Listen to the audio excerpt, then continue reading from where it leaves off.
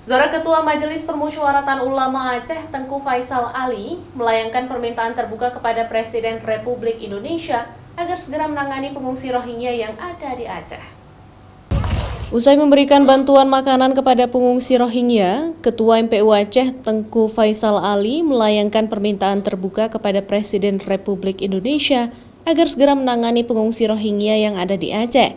Menurutnya, pemerintah pusat belum melakukan aksi nyata menyelesaikan persoalan Rohingya di Aceh, dan semestinya tanggung jawab itu tidak dilimpahkan ke pemerintah kabupaten kota di Aceh maupun masyarakat setempat. Berikut pernyataan dari Ketua MPU Aceh. Tengku Haji Faisal Ali, pengurus wilayah Nahdlatul Ulama, pimpinan pesantren Mahyal Ulum Al-Aziziyah, juga Ketua Majelis Permusyawaratan Ulama. Saya, Bapak Presiden, salah satu pendukung Bapak. 2 periode saya berkomitmen untuk mendukung Bapak. Kesempatan ini saya gunakan untuk berharap kepada Bapak Presiden Joko Widodo untuk menyelesaikan kasus Rohingya ini oleh pemerintah pusat secepatnya.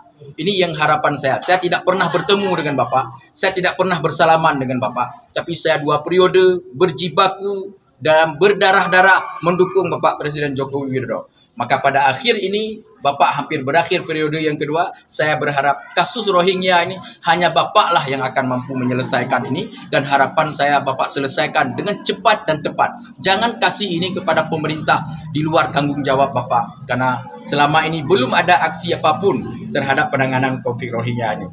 Maka inilah yang harapan saya dari lubuk hati yang dalam. Saya sangat berharap kepada Bapak Presiden untuk dituntaskan kasus Rohingya yang ada di Aceh ini. Demikian, Assalamualaikum warahmatullahi wabarakatuh. Nova Misdayanti, Kompas TV, Banda Aceh.